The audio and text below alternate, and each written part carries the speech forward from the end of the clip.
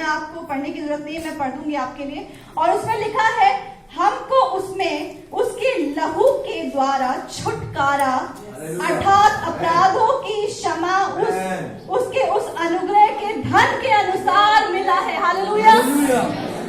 पापों की क्षमा और छुटकारा उसके लहू के द्वारा मिला है। वो ना सिर्फ आपके प्रेजेंट पाप को धोता है, ये लहू ऐसे काम करता है कि जब आप उसको लेते हैं और लगाते हैं तो ना सिर्फ वो आपके इस समय के पाप को धोता है, बल्कि आपके पास्ट के, आपके प्रेजेंट के और आपके फ्यूचर की जनरेशन के पाप को धो देता है। Hallelujah, hallelujah. क्योंकि लहू का काम होता है साफ करना, लहू का काम होता है क्लीन करना, लहू का काम होता है शुद्ध करना। और इसीलिए पहले यूहन्ना के पहले अध्याय और 7वें पद में लिखा है, उसके पुत्र यीशु का लहू हमें सब पापों से शुद्ध करता है। हालेलुया। मैं सोच रही थी कि इसीलिए जब कभी यीशु ने चंगाइयां करी है तो हमेशा अपने रोगियों से 2 बात बोली है।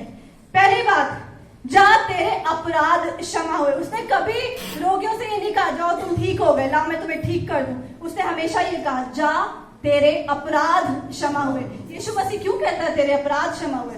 अरे वो तो अंधा है, उसको कहो जा तेरी आंखें आ जाएं, पर नहीं, वो कहता है जा तेरे अपराध क्षमा हुए। और दूसरी बात जो वो कहता था रोगियों से, वो कहता था जा तेरे विश्वास ने तुझे चंगा किया।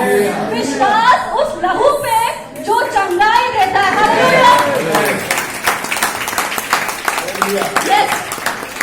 अगर आप लेव व्यवस्था में पढ़ेंगे जहाँ पे बहुत सारी विधियां लिखी हैं, व्यवस्थाएं लिखी हैं, तो वहां कोढ़ी को ठीक करने के शुद्धिकरण की एक व्यवस्था लिखी है। मैं पूरी व्यवस्था तो नहीं पढ़ूंगी, पर उस बात में को आपसे शेयर करूंगी कि जब कभी कोढ़ होता था तो उसको शुद्ध करने की व्यवस्था ये होती थी कि वो याजक के पास जाए और 2 कबूतर के जोड़े लेके जाए, देवदार की लकड़ी, लाल रंग का कपड़ा और जूफा लेके जाए, और फिर उस पक्षी को काटा जाता था और उसके लहू की धारा में उस देवदार की लकड़ी को, जूफा को और लाल रंग के कपड़े को बांध के उससे भिगो के उसके कान के पीछे, उंगली के पीछे, हर जगह उससे छिड़काव किया जाता था और तब वो शुद्ध होता था।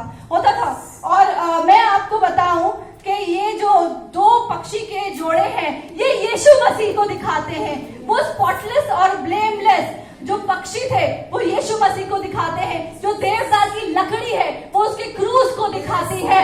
जो लाल रंग का कपड़ा है वो उसके लाल बागी को दिखाता है, जब वो क्रूस पे मरा था और उसको उसके कपड़े फाड़ के उसको पहनाया गया था। और वो जूफा भी जिससे उसपे सिरके, स्पंज को सिरके में लपेट के उसको दिया गया था। ये सारी बातें एक बात बताती है कि यीशु मसीह ही वो बलिदान बना मेरे और आपके लिए, जिसके लहू के द्वारा हम रोगों से चंगे होते हैं। Hallelujah, hallelujah. और इसीलिए बहुत जरूरत है हमें और आपको इस बात की कि अब से हम सिर्फ अपने रोगों के लिए, अपनी बीमारियों के लिए दुआ ना करें, बल्कि पर्सनल टाइम निकाल के परमेश्वर से अपने सारे अपराधों की क्षमा मांगे, रोज उसके लहू को लगाएं, रोज उससे क्षमा मांगे।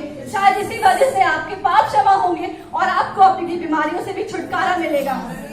एक बात बता के खत्म करना चाहती हूँ, आजकल कोरोना वायरस बहुत चला हुआ है। मैंने जब इस बात को ढूंढना शुरू किया तो मुझे ड्यूटोनॉमी, व्यवस्था विवरण की किताब के 14वें अध्याय में, अगर आप पढ़ेंगे 14वें के 11 पद में, उसमें पशु कौन से खाने चाहिए, कौन से शुद्ध हैं, कौन से नहीं हैं, उसमें कोरोना वायरस 2 जानवरों से आया है ना, एक बैट, चमगादड़ और एक स्नेक, सांप। उसमें अगर आप पढ़िएगा, घर जाके पढ़िएगा, व्यवस्था विवरण 14 का 11, तो जब पशु लिखे हुए हैं उसमें साफ तौर पे बैट, चमगादड़ और रेंगने वाले, मतलब सांप, साफ तौर पे लिखे। अब आप बताइए, जब आप पाप करेंगे और आप निरंतर उस चीज को खाते रहेंगे जो बाइबल में मना है, तो क्या होगा? तो इसी तरह के महारोग, पाप, महामारी से आप ग्रसित होंगे। लेकिन इसी बाइबल में जहां पे इस चीज को मना किया गया, इसी बाइबल में इसका एक गारंटी इलाज भी दिया गया है, जो आपको मिलेगा साम 91 में। क्या हम सब साम 91 एक बार बोल सकते हैं? अगर आपको याद है तो याद करके बोलिए, अगर आपको नहीं याद है प्लीज खोलिए अपनी बाइबल, खोलिए। लेट अस जस्ट रीड साम 91। जो परम प्रधान के छाए हुए स्थान में बैठा रहे वो सर्वशक्तिमान की छाया में ठिकाना पाएगा। मैं यहोवा के विषय कहूंगा, वो मेरा शरण स्थान और गढ़ है, वो मेरा परमेश्वर है, मैं उसमें भरोसा रखूंगा। वो तो मुझे पहले के जाल और महामारी से बचाएगा, वो मुझे अपने की पंखों की आड़ में ले लेगा। मैं उसके परों के नीचे शरण पाऊंगा। उसकी सच्चाई मेरे लिए ढाल और झिलम ठहरेगी। मैं न रात के भय से डरूंगा, न उस तीर से जो दिन में उड़ता है, न उस रोग से जो अंधेर में फैलता है, न उस महारोग से जो दिन दोपहरी हो जाता है। Hallelujah, hallelujah.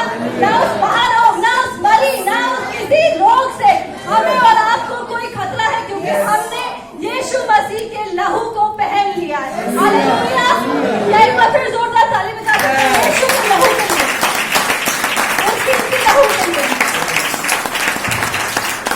उसका लहू कीमती और सामर्थी है। इस बात से मुझे बहुत आशीष मिली है, और इस बात से मेरे ख्याल से आप सबको भी बहुत आशीष मिलेगी, और बहुत से लोगों का डर भी दूर हुआ होगा।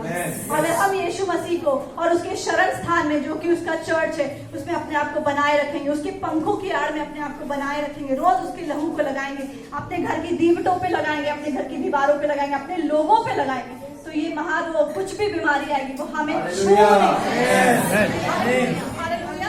Praise the Lord. वचन से आप सबको आशीष मिले। आमीन।